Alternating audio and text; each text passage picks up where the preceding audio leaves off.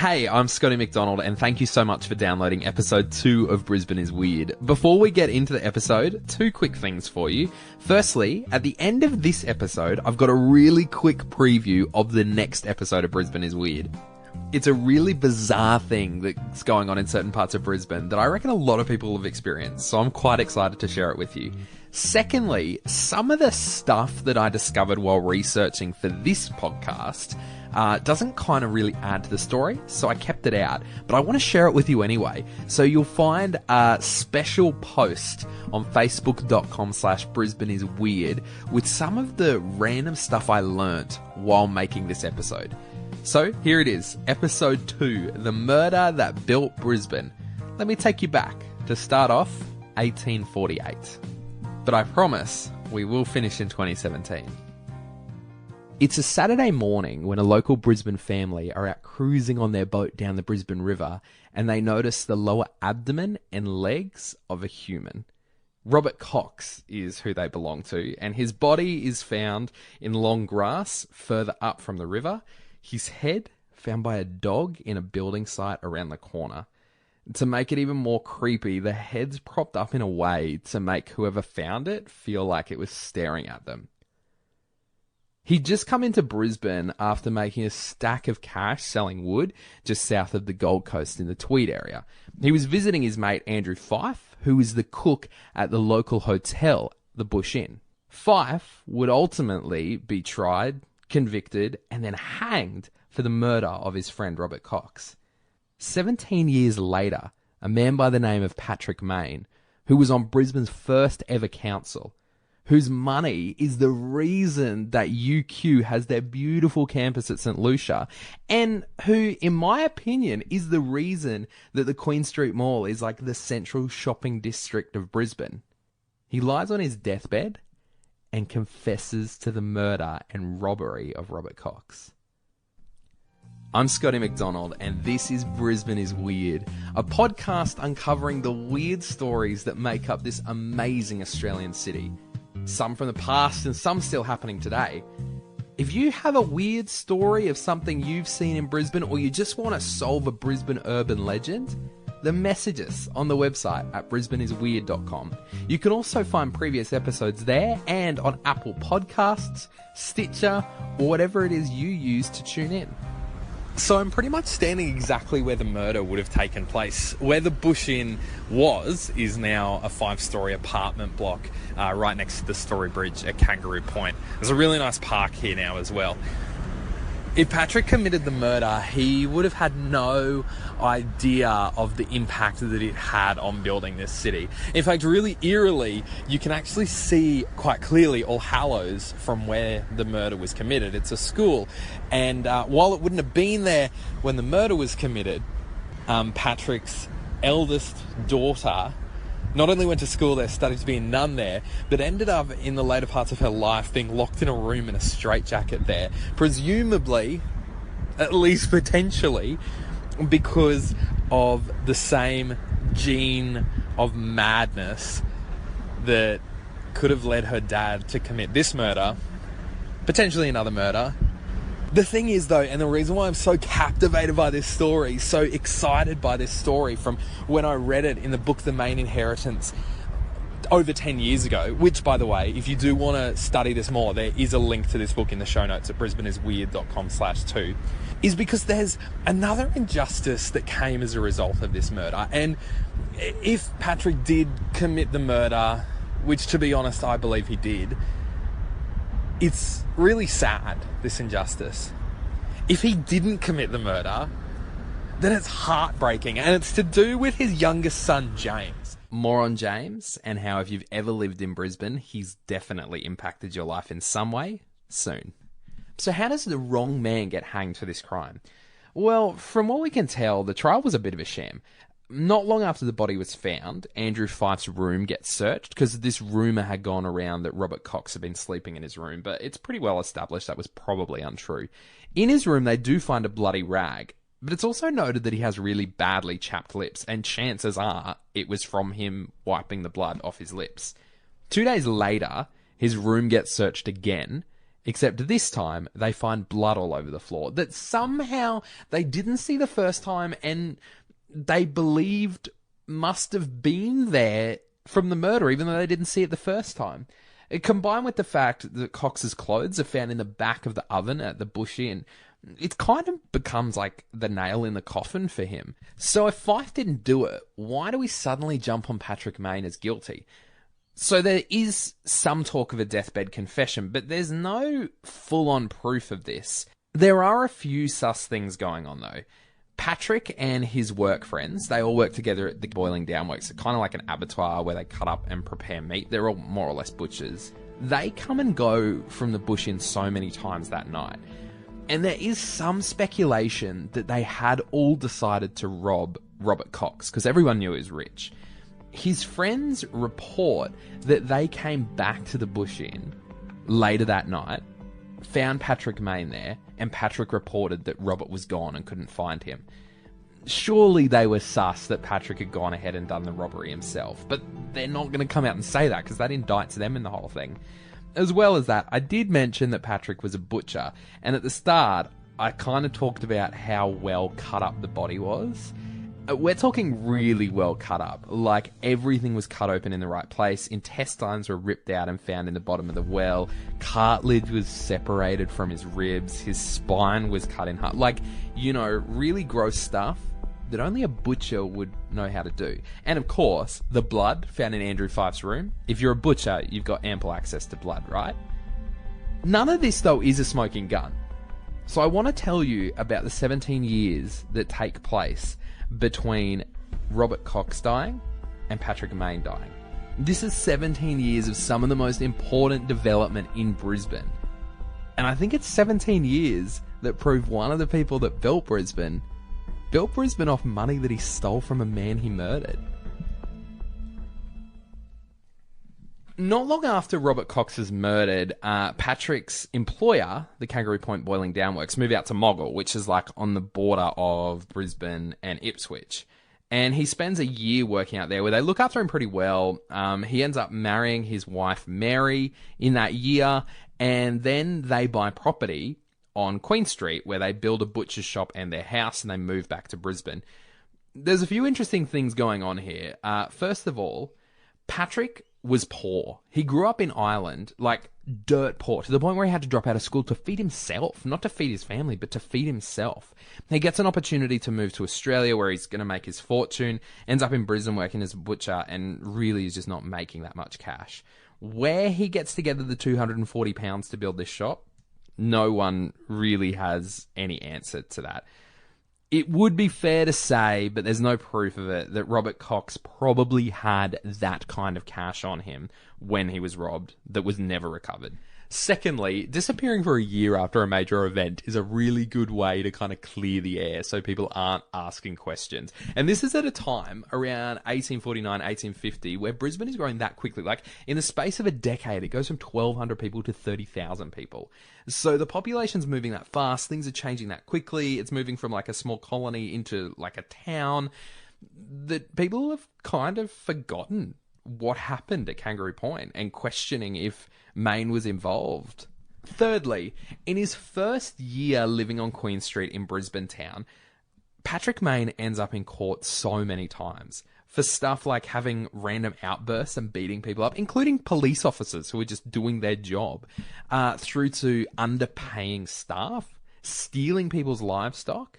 There's also this really weird story directly across the road from where Patrick's house and shop was, which, by the way, is where the Regent Theatre is on Queen Street Mall now. His mate owned a hotel, like a bar.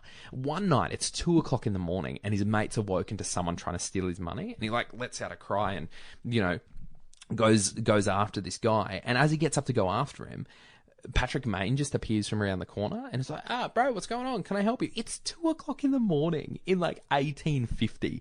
People look at me weird when I go out at 2 o'clock in the morning in 2017, and there's places to go now. It just feels a little bit sus. Despite all of this, despite his upbringing, Patrick's actually a brilliant businessman though. he manages to buy up a lot of property. In fact, the Brisbane property records during the 1850s really clearly show his name a lot. He owns stuff out at Moggill, he owns Milton, Paddington, Albion, like all over the city he's got these grazing fields. And he also owns quite a few properties and builds shops on them in that Queen Street district. And they're really well architecturally designed shops. They've got some of the first lighting installs in Brisbane. Like, he's doing really well for himself and making quite a lot of money. There's also another story I want to tell. You can take from it what you want. Where Suncorp Stadium now stands in Milton, in Brisbane, it used to be a series of like water holes that kind of made up a creek. And the Maynes owned that bit of property. Actually, jump on Google Maps right now. If you search Mainview Street in Milton, it's just next to Suncorp Stadium, named after that family. He had a guy by the name of Jacob working on that property. Jacob, by the looks of things, is probably suffering from a mental illness, probably depression. And it means that he's quite an ineffective worker. He has a lot of days off, has a lot of days just doing a really crap standard of work. On top of that, Patrick can't fire him because of kind of the system he's been employed under. If Patrick fires him, he can get sued for like 2 years. Like he's a pain in the butt of an employee in Patrick's kind of non-compassionate eyes. One day, Jacob goes missing. He gets found drowned at the bottom of one of these watering holes, a 6-foot watering hole, and he's got his trousers in his hand. At his death inquest, Patrick suggests that he was kind of washing his clothes when he fell in. He also mentions at this death inquest that Jacob was terrified of him. You make up your own mind what actually happened to Jacob. A year later, Patrick gets elected to the first Brisbane Council. Brisbane is finally kind of developing into the city that it is now. And it's got its own host of problems. For example, Queen Street is really just a boggy marsh, but it's the centre of town. There's a lot of fires going on, which are like knocking out half the buildings in the city. There's natural disasters, floods, all kinds of stuff going on. And so they finally build this council that can start making decisions for the city. Patrick does some great work on it, and he's noted as being very passionate. School kids, for example, can use the ferries for free to get to school. As his terms in council go on more and more, though, his passion turns to being argumentative. He carries with him a monocle, and he wears it and mocks people who are arguing for things that he disagrees with. In fact, it's noted that some of the meetings actually stop down quite often because people are distracted by this whole monocle situation.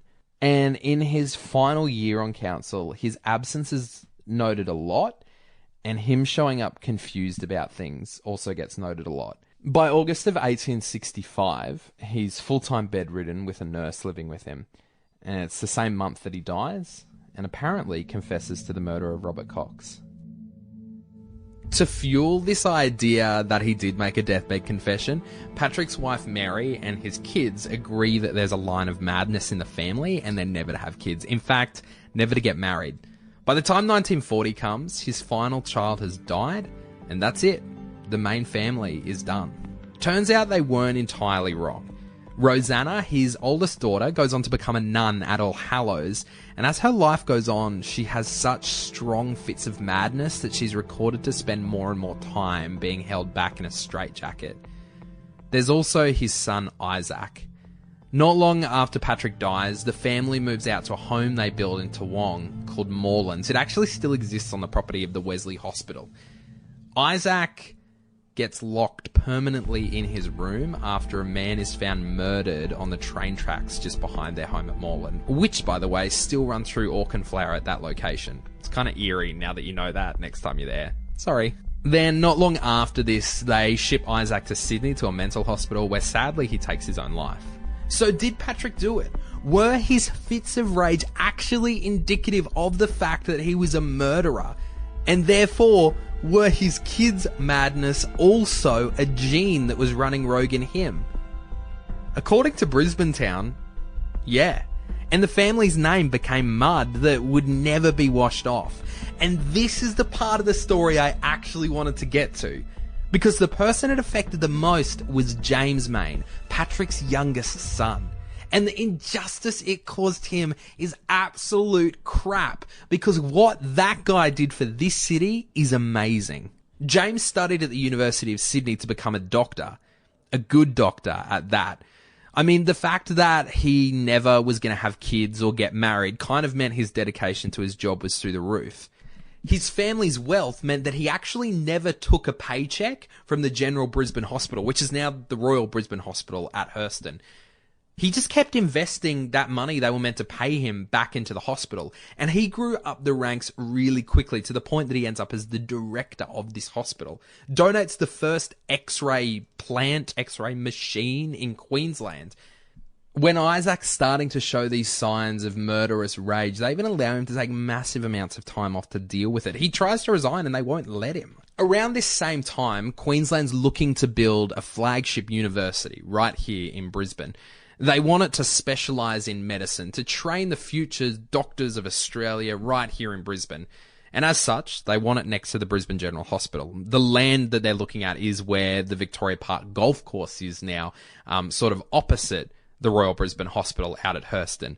James thinks that sucks. He thinks it needs to be on a riverside location where students can meander in deep thoughts walking along the river and have really important debates and arguments in land that's fitting of the prestige of what they're doing.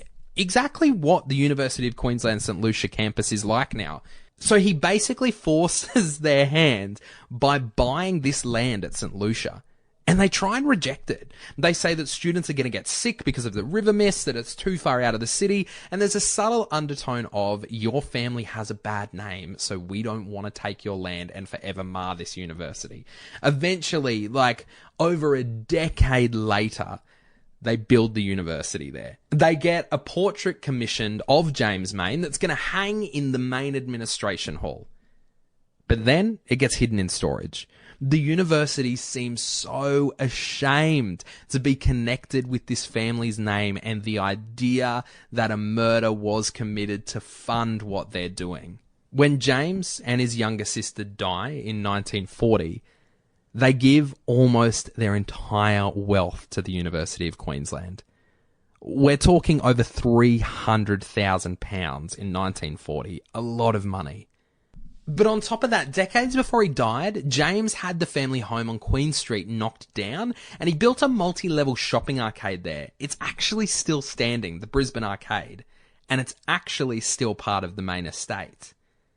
And it actually funds millions of dollars every year to the medical school of UQ. It goes into a scholarship program.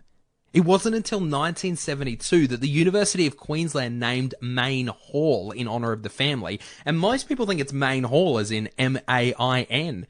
The actual tribute to James Mayne is kind of hidden in a back corner of the hall. In 1995, the Mayne Medical School was named. Since then, a number of things have been named at UQ that point back to the Mayne family.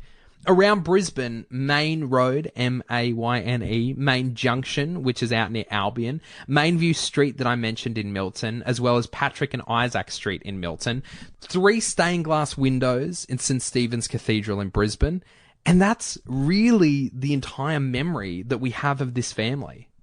Archbishop Jewig, who was the Catholic Archbishop at the time of James Mayne's death, spoke of him as being noble and unselfish. William Jolly and John Chandler, they're both ex-Brisbane mayors, and they demanded that UQ acknowledge James's contribution.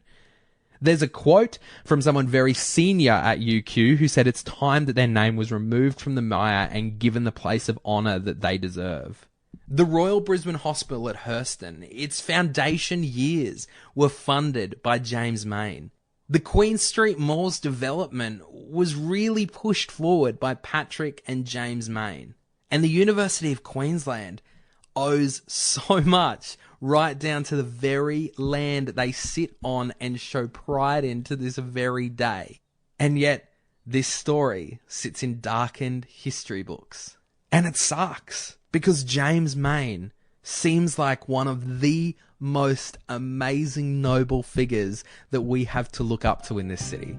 If you want to know more about this story, you can grab hold of the book The Mayne Inheritance from the show notes at brisbaneisweird.com/2. I'm Scotty McDonald, and if you have any stories of Brisbane being weird, hit us up at brisbaneisweird.com. Okay, I did promise at the start that I did have a preview of the next episode for you. Before I get to it, don't forget, we learnt so much putting together that podcast that we couldn't include it all. I want to share some of it with you. You can find a link to it on the Facebook page, facebook.com/BrisbaneIsWeird. Here is a quick preview of episode 3. In 2012, me and my mate Christian stumbled across something really weird in the small western suburb of Jamboree Heights. Hunting is quite an aggressive word, but we went looking for them. But there were people commenting saying, I've been trying to prove this for ages and no one believes me that they're around here. Yeah, they definitely were around there that night. Well, we saw like 3 on the side of the road. It was so strange. But I don't even think... There's not many in Australia, at least not many in Brisbane. Yeah. There couldn't be. Seriously, it was the first time I saw them, like, where we found them. Yeah, they're pretty scary. That's next time on Brisbane Is Weird.